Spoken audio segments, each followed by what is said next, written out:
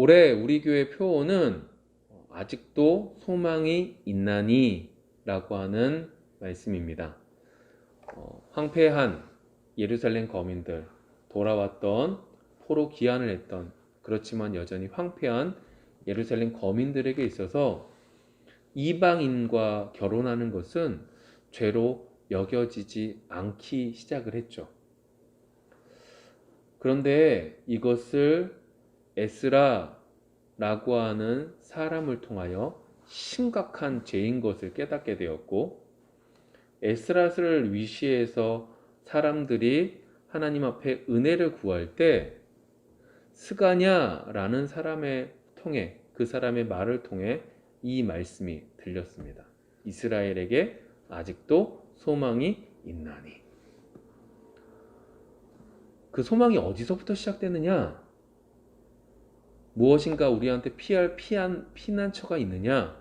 어떠한 도움의 처가 있고 잘 되는 것들이 있느냐? 이게 우리한테 소망이냐? 목표점이 있느냐? 이게 아니라 10장 3절, 에스라 10장 3절의 말씀을 보시면 그것이 뭐예요? 말씀이요. 이미 이전에 하나님께서 이스라엘 백성들에게 너희들은 이방 여인과 결혼하지 말아라 라고 하는 그 말씀을 내가 지금 어기긴 했지만 그 말씀을 이루기 위하여 나에게 있는 이방 여인들과 이방 자녀들을 내보내겠다. 이것이 우리에게 있어서 마지막 남아있는 유일한 희망이고 소망이다 라고 하는 고백이었죠. 이 말씀처럼 올해 우리가 살아갈 때 힘들고 어렵고 무너져 내릴 때에 다른 것에서 우리의 소망을 찾는 것이 아니라 하나님 말씀 속에서 소망을 찾고 그 소망의 말씀을 의지하고 올 한 해 나아갈 수 있는 여러분들이 되어지기를 소망합니다. 이것이 너무너무 귀한 것이고 우리 믿는 사람들에게서 너무너무 소중한 건데, 이 중요한 것 가운데 한 가지가 뭐냐면 이 귀한 희망과 이 귀한 소망의 말씀을 세상 사람들은 안다 모른다? 모른다라고 하는 거예요. 하나님 말씀이 소망이 되고 하나님 말씀이 희망이 되는 사람들은 예수 믿는 사람들에게만 주어지는 거예요.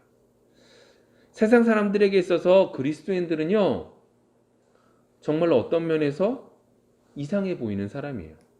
그들이 믿는 복음, 그들이 믿는 말씀, 어떠한 면에서 가치도 없고 구질구질해 보이는 모습들이 너무나 많아 보이겠죠. 그리스도인들이 너무나 초라해 보여요. 왜요?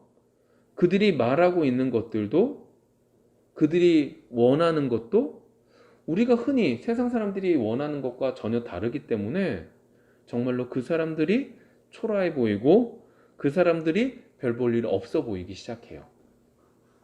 근데 문제는 세상 사람들이 우리 그리스도인들을 그 복음을 초라하게 보이고 구질구질해 보이고 별 볼 일 없는 사람들처럼 보는 것까지도 그렇다 치는데, 문제는 세상이 우리를 그렇게 보다 보니까 우리 역시 우리 자신에 대해서 그렇게 생각하고 자괴감에 빠지는, 우리 존재에 있어서 자괴감에 빠지는 그러한 경우들이 더러더러 있다라고 하는 거예요.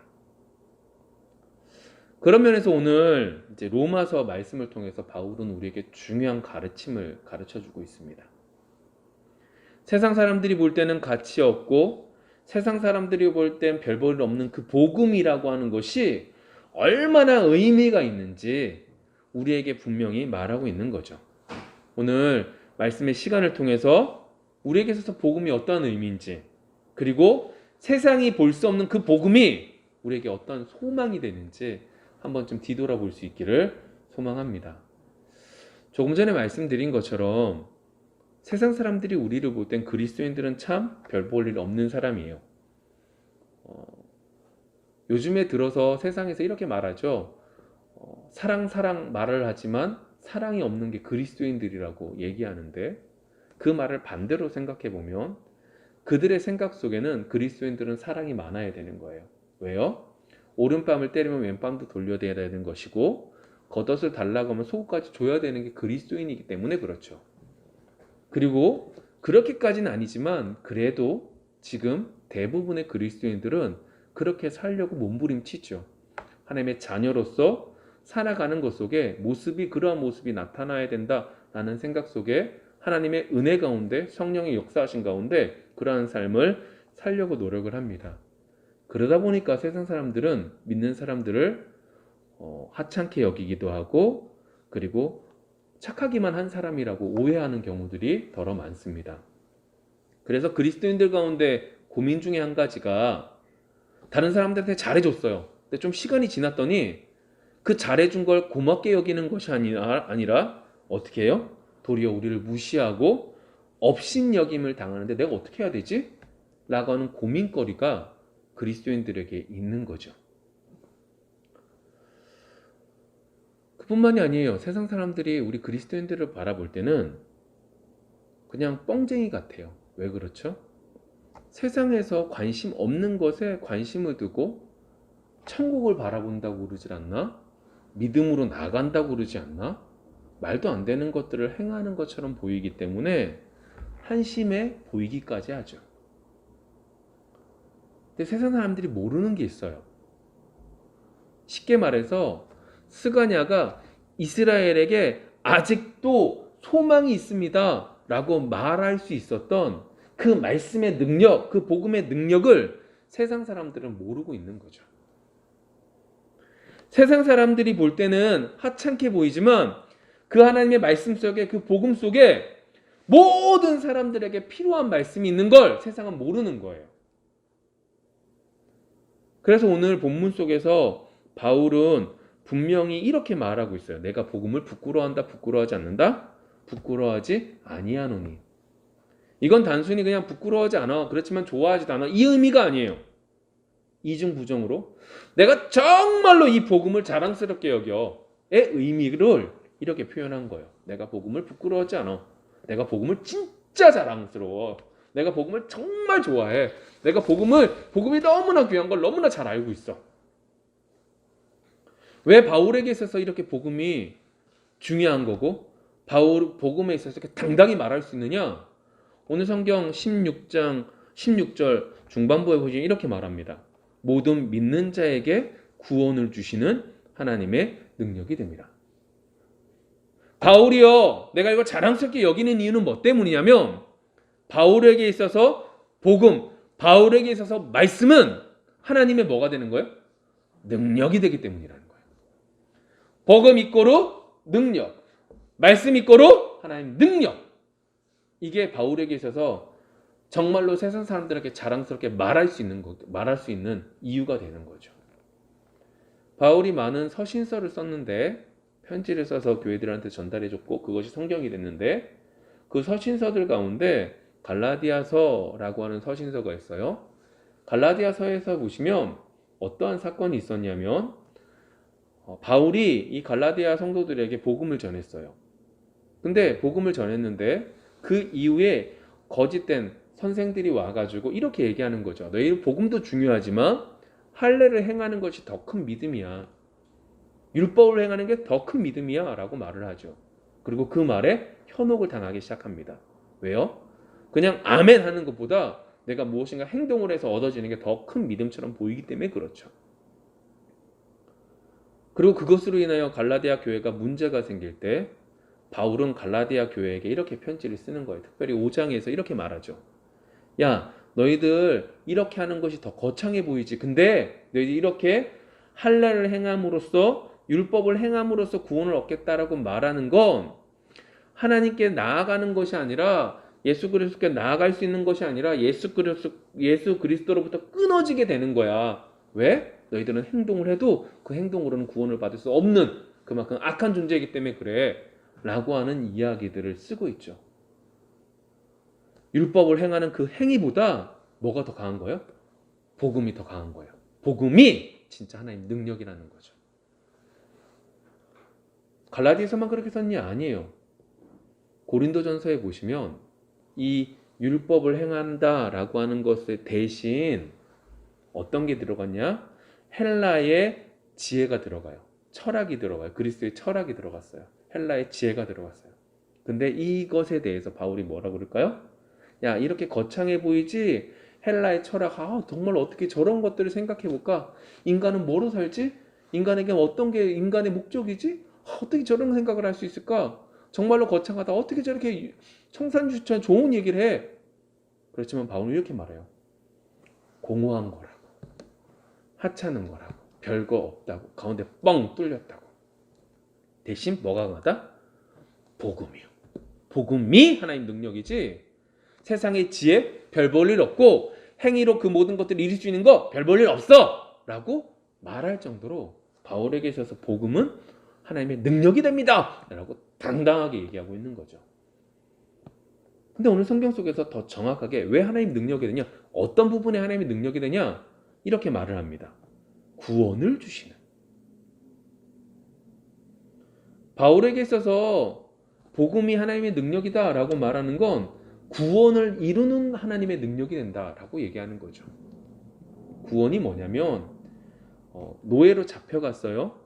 그런데 이 노예로 잡혀가서 자유가 속박되어 있는 이 사람을 끄집어서 내서 자유를 주는 거예요. 제가 물속에 빠졌어요. 저를 끄집어내서 구조를 해내는 게 구원이에요. 이걸 오늘 성경 속에서 말하고 있는 구원은 더 나가요. 죄와 여러 가지들로 죽을 수밖에 없는 사망의 권세 속에 빠져서 죽을 수밖에 없는 우리를 끄집어 내셔서 영원한 생명을 얻게 해주는 것이 구원이라는 거예요. 그럼 다시요. 죄에서 끄집어 내서 영원한 생명을 주시는 그 구원을 주시는 능력이 뭐예요? 복음이라는 거죠. 그것이 말씀 속에 있다라고 오늘 바울은 분명히 얘기해요. 사람들에게 있어서 잘 분별을 못해서 그렇지, 사람에게 있어서 가장 큰 질문은 딱 한 가지예요. 죽음이요.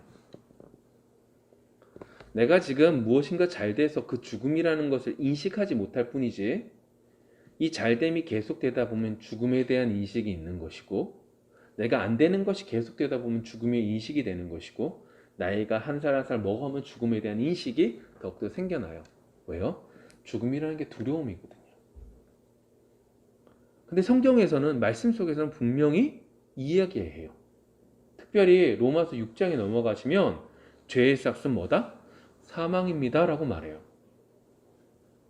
세상 사람들은 이 죽음이라는 것을 아까 제가 말한 헬라 철학이나 공허한 말로 이렇게 말해요. 야, 지금 이 땅의 삶도 제대로 모르는데 어떻게 죽음 이후에 대한 것들을 속삭이고 있냐? 그건 부질없는 거야. 죽음 이후에 돌고 도는 거야. 자신들이 정확하게 왜 그렇게 죽음이 일어난지에 대한 이유는 모르고 다른 얘기를 할 때에 성경은 분명히 이렇게 말해요. 죄의 삭은 사망이다. 우리가 죽는 이유요? 죄 때문이라는 거예요. 그럼 그 죄의 문제를 해결할 수 있는 유일한 방법이 뭐예요? 하나님의 능력이 뭐예요? 복음이라는 거죠.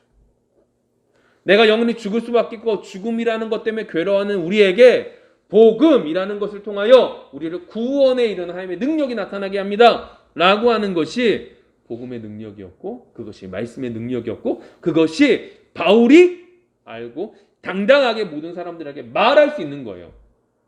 세상 사람들이 우리를 하찮게 여긴다 할지라도 바울은 당당하게 말할 수 있는 이유는 이 구원, 영원한 생명을 얻게 하는 유일한 방법은 복음밖에 없었다, 하나님의 말씀밖에 없다라는 걸 알고 있었기 때문에 그런 거죠. 마치 이스라엘에게 아직도 소망이 있습니다 라고 말했던 스가랴처럼 올 한 해 우리의 심령 속에 복음의 능력이, 하나님 말씀의 능력이 우리 속에 진정으로 다가와 우리의 삶 속에 어렵고 힘든 일들을 만날 때 소망이, 하나님 말씀으로 소망이 보여질 수 있는 우리 모두가 되기를 소망합니다. 근데 바울은 이 정도가 아니에요. 이 말씀이, 특별히 복음이 이렇게 될 수 있는 게 이 정도가 아니었어요. 복음이 하나님 말씀을, 그리고 여러 가지들 속에서 이게 귀중한 거구나, 세상 사람들보다 이게 더 소중한 거구나 라는 걸 알게 됐어요. 죽음 앞에 이제 모든 것들이 죽음이 끝났다라는 게 아니라 죽음 위에 영원한 생명도 있음을 알게 됐어요. 자, 그것을 통해서 어떻게 되냐? 소망 정도가 되는 게 아니라, 희망 정도가 되는 게 아니라, 소망이나 희망 정도가 되는 게 아니라 말씀을 통하여 예수님께서 태어나시고 예수님께서 말씀하셨고 예수님께서 십자가에 못 박혀 돌아가신 그 모든 그 복음이 어떻게 되냐? 나에게 있어서 소망, 희망 정도가 아니라 이것이 나에게 있어서 진리가 되고 이것이 나에게 돼 있어서 오름이 되기 시작해요. 다시요. 아, 이랬으면 좋겠어. 이거 해주시겠지. 이게 아니라 이것 자체가 나에게 오름이 되는 거예요. 이것만 옳은 거예요. 아, 세상 사람들은 보지 못하지만 이게 옳은 거예요. 아, 말씀이 옳은 거예요. 복음이 진리였던 거예요. 딴 사람들이 아무리 뭐라 말하더라도 우린 이게 맞는 걸 보이기 시작하는 거죠. 이러한 은혜가 정말 우리 속에 있기를 원하는데 이러한 시작점이 어디서부터 시작되느냐? 말씀을 읽는 것에서부터 시작되는 거죠. 여러분, 아까 전에 광고 드린 것처럼 하루에 한 장씩 로마서 읽자고 했어요. 그래서 제가 뭐라고 말씀드렸냐면 소리 내서 읽으시라고. 그래서 한 장만 잡은 거예요. 여러분, 한 장이니까 소리 내서 읽어도 길진 않을 거예요. 아니면 두 분이 계시면 한 절씩 한 절씩 돌아가서 읽으시든지 아니면 혼자 쭉 읽으시든지 하루에 한 장씩 읽는 것 속에 하나님의 은혜가 여러분들 속에 임하여 예수 그리스도가 나에게 소망이 되신다 정도가 아니라 예수 그리스도만 우리의 모든 것이 되십니다. 의 고백이 우리의 삶 속에 정말로 이번 한 주 동안 나타나기를 원합니다. 근데 이렇게 말씀을 계속해서 읽어요. 그리고 읽고 믿어지기 시작해요. 이 믿어진다는 걸 우리 이렇게 오해하시면 안 돼요. 단순히 믿어진다. 아, 내가 열심히 믿으려고 노력했고 열심히 어떤 것들을 행하려고 했기 때문에 얻어지는 게 아니라 성령이 역사하셔서 성령이 우리 속에 마음속에서 감동을 주셔서 감화를 주셔서 감격이 일어나는 그러한 믿어지는 과정이 있으면 이러한 사람들을 성경에서 뭐라고 말하냐? 고린도후서 5장 17절 이렇게 말해요. 그런즉 누구든지 그리스도 안에 있으면 뭐다? 새로운 피조물이라. 이전 것은 지나갔으니 보라 새 것이 되었도다. 맞아요. 우리는 새로운 피조물이 된 거예요. 하나님 말씀으로 내 마음속에 소망이 되고 희망이 되고 아니 더 나아가서 예수님만 하나님만 진리가 되는 그것을 가지고 있는 우리는 새로운 피조물이 되는 거죠. 그래서 세상 사람들은 안 된다고 말하는 그때에 우리는 어떻게 해요? 말씀을 통하여 소망을 찾고 희망을 참을 수 있게 되는 거죠. 그렇게 우리는 새로운 피조물이 되는 거예요. 그렇게 완전히 다른 예수 그리스도로 말미암아 완전히 다른 사람이 된 거죠. 그것을 오늘 성경 17절에 바울은 이렇게 설명해요. 복음에는 하나님의 의가 나타나서. 복음에는 하나님의 의가 나타난대요. 새로운 피조물로서 하나님의 의가 나타나서 우리에게 어떻게 해요? 새로운 피조물이 되게 해주셨대요. 우리 여기 좀 딱딱하긴 하지만 우리 조금 이제 신학적이라기보다는 좀 정리가 좀 필요해요. 여기서 말하는 하나님의 의다라고 말하는 건 두 가지의 의미가 있어요. 하나님 자신의 의예요. 이해되세요? 하나님이 의로우신 거예요. 하나님의 의다라는 건 말 그대로 하나님이 의로우신 거예요. 근데 두 번째가 뭐냐면 하나님께서 믿음이라고 하는 것을 근거로 해서 여전히 더러운 우리들을 어떻게 해요? 의롭다라고 말씀해 주시는 거예요. 의롭다라고 해주시는 의를 의미하는 거예요. 이게 무슨 얘기냐면 이 얘기예요. 여러분들이 여전히 깨끗해요? 더러워요? 여러분들이 온전히 깨끗한 의인이 되었다면 여러분들은 나쁜 짓을 하시지 않겠죠. 그런데 예수를 믿었다 해도 여러분들이 여전히 마음이 더럽고 마음이 나쁘고 혈기가 있고 거짓말을 해요. 근데 성경에서 뭐라 그래요? 의인이다라고 말해요. 의롭다라고 말해요. 천국은 의로운 사람만 갈 수 있는데 천국에 너희들이 하나님 백성이라고 말씀하고 계세요. 그 말을 설명하는 거예요. 하나님이 의로우시고 그 의로우신 것, 그 하나님이 어떻게 해요? 믿음을 근거로 우리를 의롭다라고 칭해 주시는 그 의요. 누구 때문에요? 예수님 때문에요. 예수님 때문에 우리는 의로운 사람이 된 거예요. 예수님 때문에 우리는요, 천국이라는 것을 소망할 수 있게 된 거죠. 근데 여기서 이제 질문이 생겨요. 좀 전에 말씀드렸지만 우리가 그렇게 하나님의 백성으로서 아, 우리가 그렇게 의인이 되었다면 착하게만 살면 좋겠는데 착하게 산다 못 산다? 못 산다는 거예요. 분명히 아직도 소망이 있나니? 라고 누가 말했어요? 유다인들이 포로기한을 와서 그 상황 속에 있는 여전히 더러운 모습 속에서 회개하고 난 다음에 이 고백을 한 거야. 그래, 우리가 소망이 있어. 말씀대로 다시금 회복해야 되겠다. 라는 고백을 했고, 회복을 해요, 안 해요? 했어요. 반대하는 사람 있었지만 그 말에 순종한 사람이 있었어요. 근데 문제가 뭔지 아세요? 느헤미야 13장에 가보시면 그 일이 있은 좀 시간이 흐른 이후에 느헤미야 13장에 가보시면 여전히 이방 여인과 결혼한 사람이 있어요. 어느 정도냐? 이방인과 결혼하다 보니까 그 아이가 히브리인들이 쓰는, 유다인들이 쓰는 언어를 쓰지 못하는 거예요. 이방 여인의 모국어를 쓰고 있는 거예요.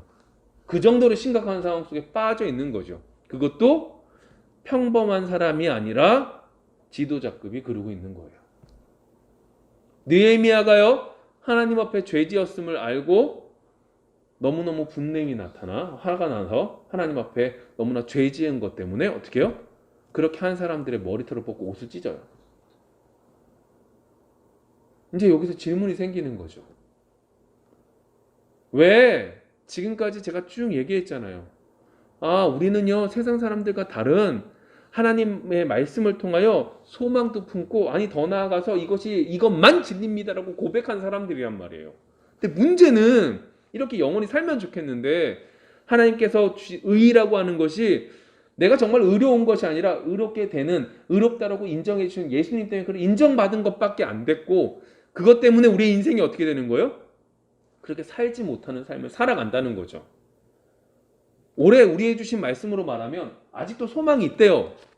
근데 몇 날이 못 되어서 내가 소망이 없었던, 괴로웠던 그 괴로움을 버렸다고 생각했는데 몇 날이 못 되어서 그 괴로움을 다시금 가져와서 그 괴로움을 가지고 있고, 힘듦이라는 것을 가지고 있고, 힘듦이라는 그 상황 속에서 이전과 똑같이 그 힘듦을 느끼면서 살아가는 것이 우리다라고 하는 거죠. 아니, 소망이 있다라고 내가 한번 믿었으면 이것이 변하지 않고 여전히 유지됐으면 좋겠는데, 그것이 아니라 똑같이 예전으로 돌아가는 우리 모습들을 바라보게 된다는 거예요. 그래서 오늘 본문에서 이렇게 말하죠. 믿음으로 믿음에. 이게 이 말뜻이거든요. 믿음에서 출발해서 믿음으로 끝나는 길. 다르게는요, 믿음에 근거하여, 아까 전에 설명했잖아요. 믿음에 근거하여 믿음으로 전달되는 것. 하나님의 의로 구원을 얻게 됐고 믿었어요. 하나님의 의로 우리를 믿음을 근거로 하나님께서 우리를 의롭다고 칭해 주셨어요. 그럼 이 다음에 우리 인생 속에 뭐가 필요하냐? 하나님을 의지하는 믿음이 필요하다라고 말하고 있는 거예요.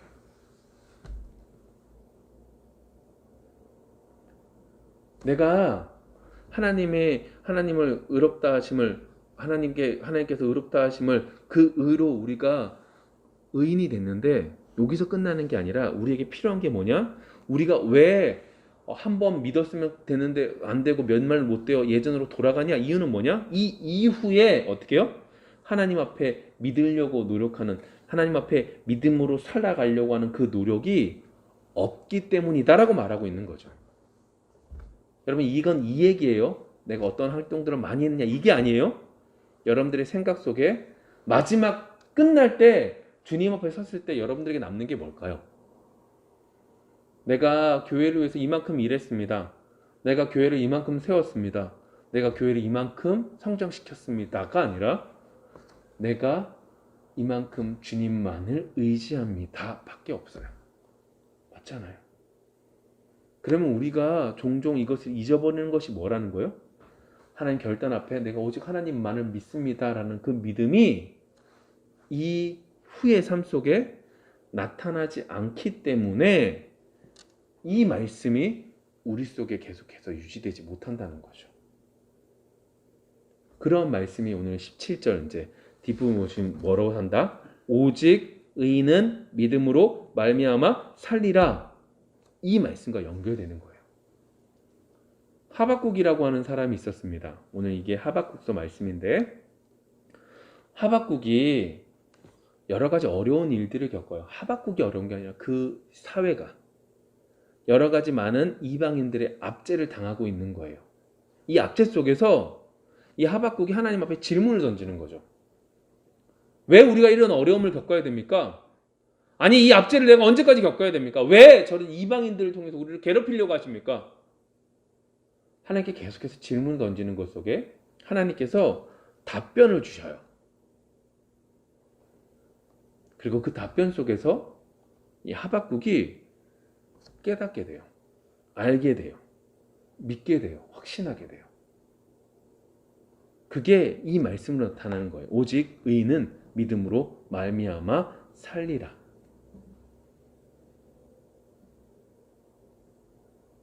이게 무슨 말이냐면 이 말이에요.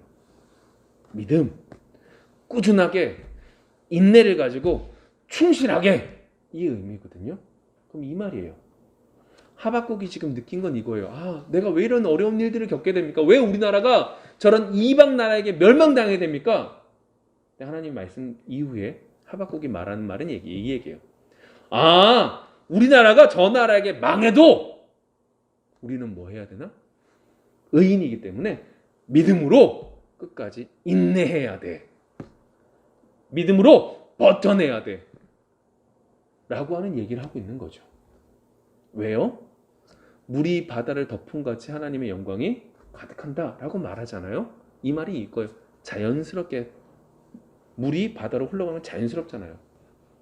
우리가 볼 땐 저 대제국이 우리나라를 먹어버려서 끝날 것 같지만 그건 중간이고 결국에 가보면 어떻게 해요? 하나님의 의가 하나님의 뜻이 이루어질 수밖에 없어. 그렇기 때문에 의인은 뭐 해야 된다? 믿음으로 말미암아 버텨내야 돼. 인내해야 돼. 참아야 돼. 이겨내야 돼. 라고 말하고 있는 거죠. 여러분 우리에게 있어서 왜 처음에는 맞습니다. 아직도 나에게 소망이 있습니다. 말씀이 나에게 소망입니다. 말씀만 나에게 있어서 진리입니다. 라고 말을 하면서 몇 날이 못 돼서 무너져 내릴 수밖에 없느냐? 이는 뭐 때문이에요? 인내하지 못하기 때문이에요. 처음에 분명히 하나님 말씀이 소망이 됐다니까요. 세상 사람들이 못 알아듣는 그 말씀이 소망이 돼요. 근데 그 소망이 된 거를 어떻게 해요?